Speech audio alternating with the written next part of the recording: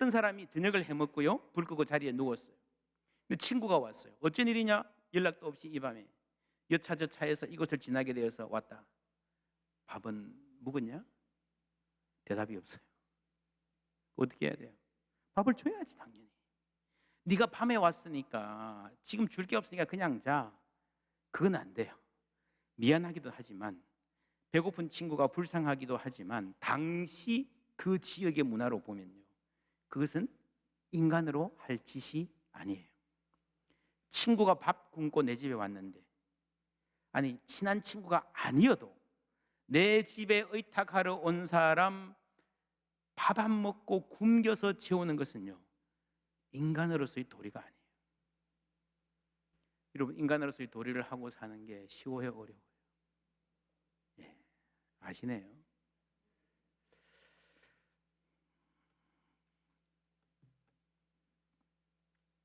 내가 가진 게 없어요. 모두가 가난하던 시절입니다. 빠듯하게 살아요. 가족들이 다 그날 저녁 배불리 먹고 야 좋다 이빨 쑤시고 자리에 누웠어요. 여기까지는요, 나는 괜찮은 가장이에요. 적어도 식구들 배 안 굶기잖아요. 요즘은 많이 달라졌어요. 좋은 남편의 기준. 여러분, 우리 할머니 권사님들 젊을 때만 하더라도 바람 안 피우고 자식들 배 안 굶기면 좋은 남편이에요. 요즘은 무지 힘들죠, 좋은 남편 되기. 여기까지는 괜찮아요.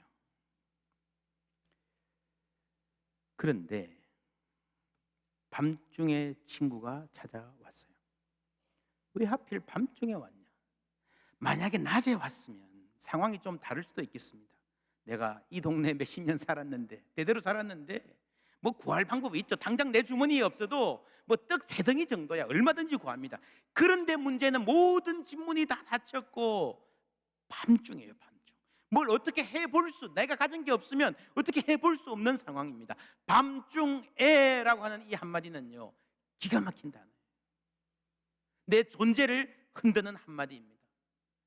내가 참 알고 보니, 이제야 알고 보니 내가 무능한 사람이구나, 무력한 사람이구나, 아주 못난 사람이구나 하는 아픈 자각을 주는 단어, 밤중에.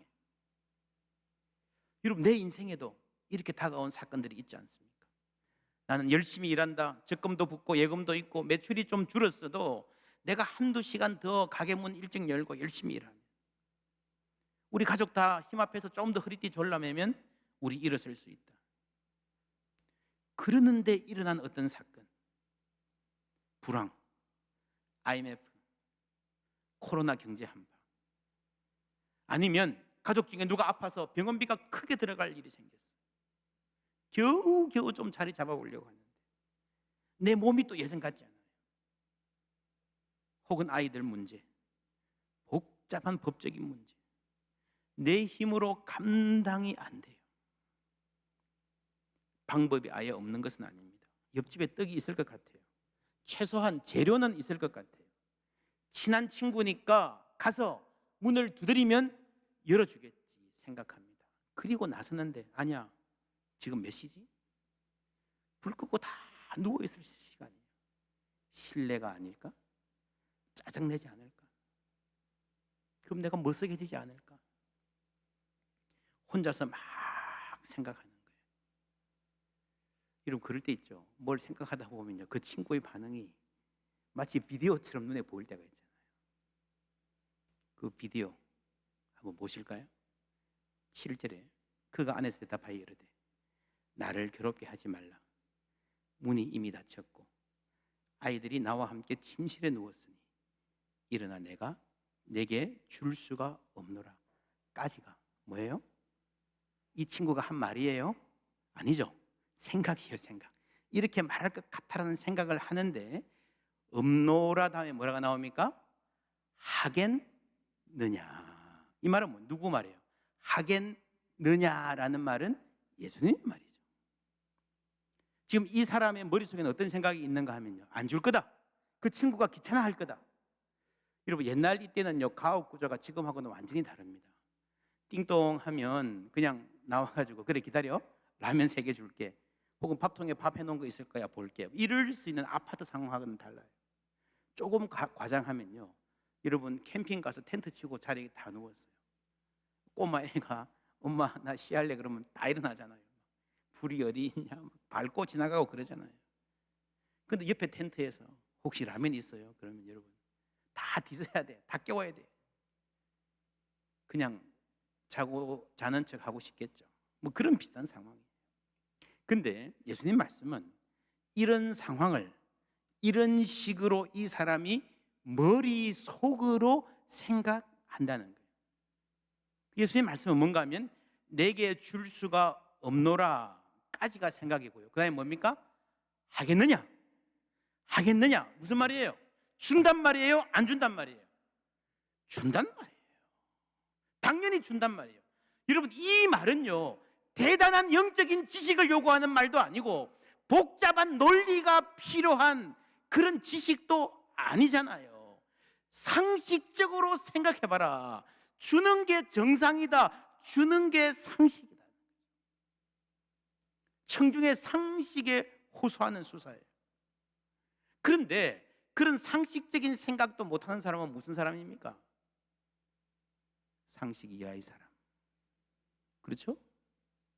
상식 이하의 사람이에요. 안 될 것 같은 방향으로, 거절당할 것 같은 느낌으로, 부정적인 방향으로 자꾸 내려가는 내 상상력이 문제인 거예요. 하늘이 무너져도 솟아날 구멍이 있다. 무슨 말이에요? 옛날 속담이잖아요. 조선시대에는 하늘이 많이 무너졌나 보지. 맞습니까? 아니에요. 하늘이 무너진 적은 한 번도 없어요. 근데 수많은 사람들이 아이고 이제는 끝났다, 하늘이 무너졌다라고 생각하고 산다는 거예요.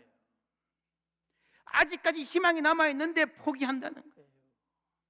주지 않겠느냐? 무슨 말이에요? 상식적으로 좀 생각해봐라. 당연히 주지.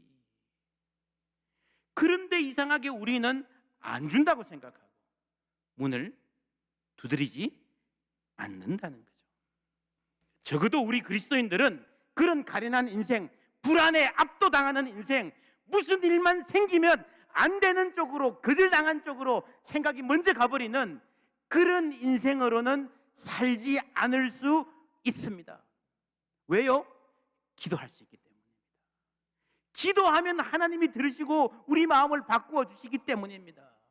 하나님이 우리 아버지이시기 때문입니다. 그래서 기도하는 사람은요, 견고한 그리스도인이 될 수 있는 거예요. 8절 함께 읽습니다. 내가 너희에게 말하노니 비록 벗됨으로 인하여서는 일어나서 주지 아니할지라도 그 간청함을 인하여 일어나 그 요구대로 주리라. 여러분 이 말을 잘 이해해야 됩니다. 대부분 사람들이 이 말을 거꾸로 이해해요. 반대로 벗됨이라는 관계보다 간청하는 행위가 더 중요하다? 관계냐 행위냐? 열심히 기도하는? 아니에요. 정반대예요. 예수님의 말씀은요, 너희 하늘 아버지께서 우리가 아버지와의 관계가 중요하다는 말씀입니다. 그런데 우리의 오해는요, 우리 머릿속에 있는 아버지, 그 이미지가 뭔가 안 줄 것 같아, 인색한 분이라는 쪽으로 우리 머리가 자꾸 돌아간다는 거죠. 하나님은 어떤 분이십니까? 누가복음 6장 38절 함께 읽습니다. 주라, 그리하면 너희에게 줄 것이니 곧 후이되어 누르고 흔들어 넘치도록 하여 너희에게 안겨주리라. 너희가 헤아리는 그 헤아림으로 너희도 헤아림을 도로 받을 것이니라. 아멘. 야고보서 1장 5절. 너희 중에 누구든지 지혜가 부족하거든 하나님께 구하라. 그렇게 말하지 않고 너희 중에 누구든지 지혜가 부족하거든 모든 사람에게 후히 주시고 꾸짖지 아니하시는 하나님께 구하라 그랬어요. 무슨 말이에요? 하나님께 구하기는 구하는데 그 하나님이 어떤 분인지, 그 하나님이 모든 사람에게 후히 주시고 꾸짖지 아니하시는 분이라는 것을 모르면 기도할 수 없다는 거예요. 하나님 어떤 분이십니까? 모든 사람에게 후히 주시고 꾸짖지 아니하시는 하나님. 같이 해볼까요? 모든 사람에게 후히 주시고 꾸짖지 아니하시는 하나님. 후히되어, 다 같이 후히되어 누르고 흔들어 넘치도록 하여 우리에게 안겨주시는 하나님. 여러분, 이 하나님의 모습이 우리 마음에 콱 박히기를 주님의 이름으로 축원합니다. 지난주에도 말했습니다. 모든 문제는요, 최고봉 하나님을 알아야 풀려요. 기도의 문제는 내가 기도를 어떻게 해야 되는가, 그것도 중요하지만 중요한 것은 하나님이에요. 하나님을 알면 우리는 기도할 수 있을 줄 믿습니다. 하나님은 우리 아버지예요. 좋은 아버지십니다. 하나님은 풍성하신 분입니다. 문제는 우리의 마음속에서 하나님에 대한 이미지가 좁아진 거예요. 고린도서 6장 12절, 너희가 우리 안에서 좁아진 것이 아니라 오직 어디에서? 너희 심정에서, 마음속에서 좁아진 것이라. 여러분, 기가 막힌 말씀이죠. 기가 막힌 말씀이에요. 상황이 나빠진 게 아니라 생각이 좁아졌다는 거죠. 너희가 악한 자라도 아버지라면 자식에게 좋은 걸 줄 줄 알겠느냐. 무슨 말입니까? 하나님은 우리 아버지시며 좋은 아버지라는 말입니다. 할렐루야. 그거를 되새기란 말이에요. 그러면 기도합니다. 그러니 문을 두드려라. 기도하라. 아니, 하나님은 다 아시잖아. 우리 사랑하신다면 그러면 기도 안 해도 주셔야 되는 거 아니야? 하나님 기도 안 해도 주실 때 있습니다. 그러나 지난 수요 집회 때 우리가 이 말씀 들었습니다. 에스겔 36장 말씀 함께 읽습니다. 주 여호와께서 이같이 말씀하셨느니라. 그래도 이스라엘 족속이 이같이 자기들에게 이루어 주기를 내게 구하여야 할지라. 여기서 핵심은 그래도 하나님이 우리를 회복시켜 주시려고, 좋은 것 주시려고 가득 안고 기다리고 계신다는 말입니다.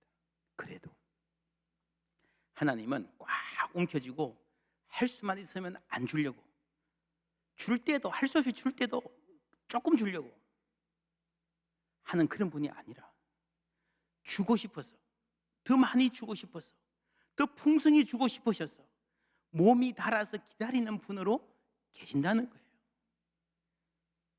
그래도 하나님 그러시니까 야 좋다, 우리는 그냥 있으면 되겠네, 그게 아니고, 아니 그래도 구하여야 할지라. 왜 그러실까? 그냥 주시면 되지. 하나님 왜 그러실까요? 왜 굳이 기도하라 그러실까요? 글쎄요, 저도 그게 궁금합니다. 이 대답은 여러분 각자 삶에서 기도하면서 찾으시기를 바랍니다. 하나님 왜 나에게 기도하라 하셨는지, 여러분 인생에서 언젠가 너무 늦기 전에 이래서 하나님께서 기도하라 그러셨구나 깨닫는 은혜가 있기를 바랍니다. 가급적이면 35일 이내, 이번 부활절 되기 전에 그 응답 받으시기를 주님의 이름으로 축원합니다. 우리 교회가 단단한 기도 훈련 한다는 소식을 듣고 멀리 있는 어떤 교회가 연락을 해왔습니다. 저희도 함께 하고 싶습니다. 어떻게 할까요? 작은 교회여서요, 성도들이 볼 수 있는 책을 다 보내드렸습니다. 우리가 만드는 모든 자료들 동영상 다 공유하고 함께 나누려고 합니다. 여러분, 이게 선교죠. 아주 좋은 선교입니다. 우리가 작은 교회들을 물질적 도움을 드리는 것도 좋은 선교인데, 영적인 도움을 드리는 것은 얼마나 더 좋은 선교입니까? 우리 교회는 둘 다 열심히 하려고 합니다. 지난 주간에 우리 손 세정제와 온도 측정이 함께 되는 이런 희한한 기계가 있어요. 대부분 처음 보셨죠? 이게 손을 갖다 대면 세정도 되고 온도도 알려줘요. 45개를 구입해서 우리 노예 어려운 교회들에 다 보냈습니다. 작년부터 여러분께서 헌금해 주신 올리브 헌금, 우리 다 함께 삽시다 하는 사역에 속한 것입니다. 지금 교회들이 정말 성도들이 위축되어 있고요, 위로가 필요합니다. 그래서 그 교회들에서 연락이 와가지고 사진 찍어서 저한테 보내온 사진이에요. 그 교회 목사님이 우리 성도들이 교회 올 때마다 이거 받고 너무너무 감사한다, 너무너무 큰 위로와 힘을 얻는다는 거예요. 작은 거지만 그렇습니다. 이런 물질적인 도움과 함께 마음을 전하고 또 특별히 영적인 자원을 나누는 것은 이 시대에 정말 필요한 선교입니다. 저는 미래목표와 말씀연구원이라는 단체, 거의 원장으로 섬기고 있습니다. 한국 교회를 하나님 말씀으로 세우는 일에 헌신하고자 하는 마음입니다. 오늘부터 전하는 5주간의 설교는요, 이 같은 본문으로 세계의 10여 개 교회가 함께 설교합니다. 말씀 프로페자이라고 하는 게 있는데, 이거는 종교개혁 시대에 쯔빙글이라는 개혁자 중심으로 목회자들이 함께 모여서 함께 말씀을 연구하고 그 본문으로 함께 공동으로 설교하는 그런 전통이었습니다. 설교를 똑같이 하는 게 아니고요, 설교를 위한 말씀 연구를 함께 하는 겁니다. 지금 온라인 시대가 되어서 전국 각지에서, 해외에서도 많은 분들이 신청하셨는데 이제 토론을 해야 되니까 15명으로 이렇게 끊었습니다. 그래서 매주 한 번씩 온라인으로 말씀으로 만납니다. 참 귀한 통찰과 은혜가 있습니다. 여러분, 이 사역을 위해서도 기도해 주시기를 부탁드립니다. 이 본문 나누었는데요, 이 본문 나누면서 너희가 악할지라도 좋은 것을 자식에게 줄 줄 알거든 하물며 너희 하늘 아버지께서 구하는 자에게 성령을 주시지 않겠느냐 하시니라. 요 대목을 제가 나누면서 그런 말했습니다. 구하는 자에게 성령을 주시지 않겠느냐 하면 많은 성도들이 짜증을 냅니다. 짜증나지 않습니까? 여러분, 신앙이 깊으셔서 혹은 점잖아서요 안 그러지만, 저는 예수 한 번도 교회 문 앞에도 안 가본 사람들하고 성경 공부를 해본 경험이 많습니다. 솔직해요. 원색적이에요, 반응이. 목사님, 이런 성경 보면 진짜 짜증나거든요. 왜요? 내가 얻고 싶은 것은 취업이고 좋은 성적이고 학교 합격이고 결혼이고 사업 잘 되는 거고 병 낫는 것인데, 하나님이 그거는 모른 채 하시고 성령, 야 이게 좋은 거야, 너 이거 가져야 돼. 아이들이 먹고 싶은 것도 많고요, 갖고 싶은 게 얼마나 많은데 그거는 전혀 모른 채 하고 이따만 두꺼운 책 들고 와가지고 야 이거 좋은 책이야, 이거 읽어. 그런 느낌. 왕 짜증이죠.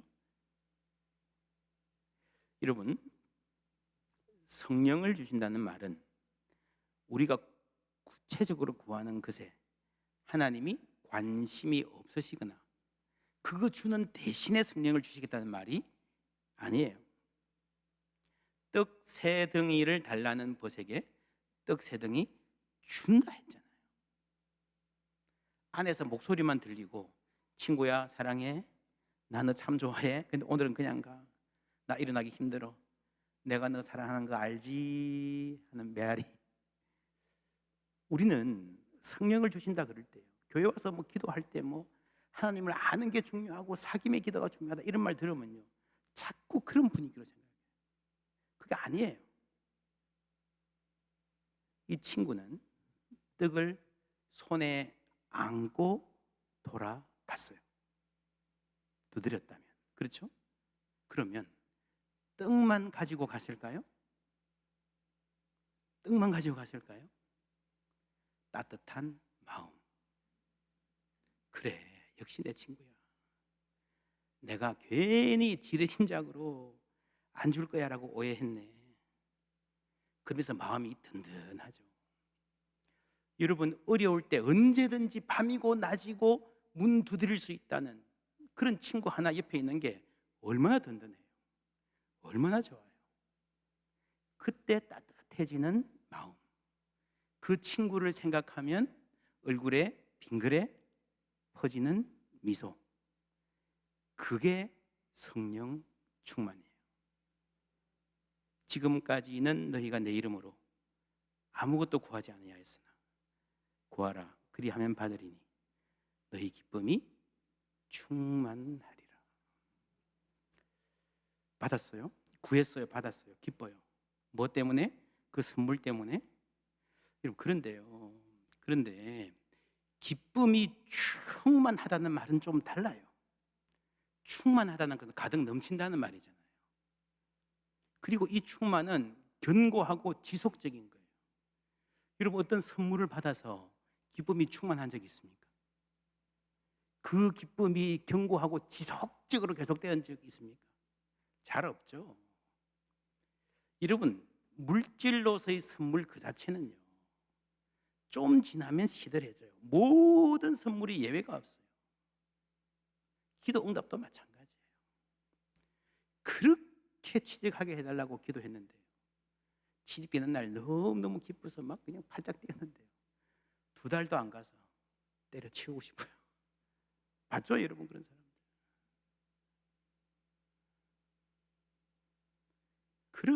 그렇게 결혼하게 해달라고 기도해놓고 결혼하고 나서는, 여러분, 기도 응답으로 받는 선물이 기쁨을 주지만 그 선물 자체 때문에 어떤 것이라도 기쁨이 충만하지 않습니다. 우리가 작은 선물을 받아도 그 선물 때문에 기쁨이 충만한 것은 언제나 그 선물을 통해서 사랑을 알았기 때문입니다. 선물을 받고 작은 것이만, 여러분, 어떤 자매가 있어요. 예를 들면 내가 진짜 싫은 사람이에요. 막 스토킹하고 다니면서 자꾸 선물 줘. 어째요? 짜증나죠. 그래서 내가 정말 흠모하고 좋아하는 분이 작은 선물이라도 주면 그게 뭐 얼마나 감사해요. 여러분, 사람에게 기쁨을 주는 것은요, 단 하나뿐이에요. 충만한 기쁨을 주는 건 단 하나뿐이에요. 사랑이에요. 사랑을 받을 때, 사랑을 할 때, 그게 충만한 기쁨을 주는 줄 믿습니다. 기도했어요. 응답받았어요. 어떤 경우에는 기도했는데 거절당했어요. 그럼에도 불구하고 기쁨이 충만한 것은 기도하는 과정에서 하나님이 나를 사랑하신다는 것을 확인하기 때문입니다. 기쁨, 선물이 아니라 뭐 때문에? 주신 분 때문입니다. 그래서 기도하는 거예요. 여러분, 기도를 시작할 때는요, 하나님을 그렇게 사랑하지 않아도 뭔가를 얻고 싶어서 기도해도 괜찮습니다. 그렇게 시작하세요. 다 그렇게 시작합니다. 그러나 기도하다 보면 알게 돼요. 하나님이 나를 사랑하신다는 것을, 하나님이 내 아버지시라는 걸 로마서에서 우리가 계속 언급했습니다. 소망이 우리를 부끄럽게 하지 아니하면 우리에게 주신 뭐로 말미암아? 성령으로 말미암아. 하나님의 뭐가? 사랑이 우리 마음에 부어버립니다. 주전자로 우리 마음에 들이붓듯이요, 하나님의 사랑을 부어주시는 것이 성령의 가장 중요한 사역입니다. 성령을 우리에게 주시면 하나님을 아빠, 아버지라고 정말 친밀한 분으로 부르고 느끼고 그 사랑 안에 살 수 있도록 해 주시는 줄 믿습니다. 여러분, 하나님은 우리에게 좋은 것을 주시기를 원하세요. 근데 그 모든 좋은 것 중에 가장 좋은 것, 최고의 선, 수는 보는은요, 뭔가 하면요, 하나님의 사랑을 아는 거예요. 할렐루야. 그래서 성령을 주시는 거예요. 그래서 기도하라 그러시는 거예요. 구하는 이에게 성령을 주시지 않겠느냐? 우리 예수님의 말씀입니다. 이 말씀 굳건히 믿고 기도하는 우리 되기를 바랍니다. 그런다면 이제 우리도 기도하면서, 아니, 평소에 하나님 아버지여 생각만 해도 얼굴에 빙그레 하나님 때문에 미소가 펴지는, 마음에 평화가 차오르는 복된 사람 될 줄 믿습니다.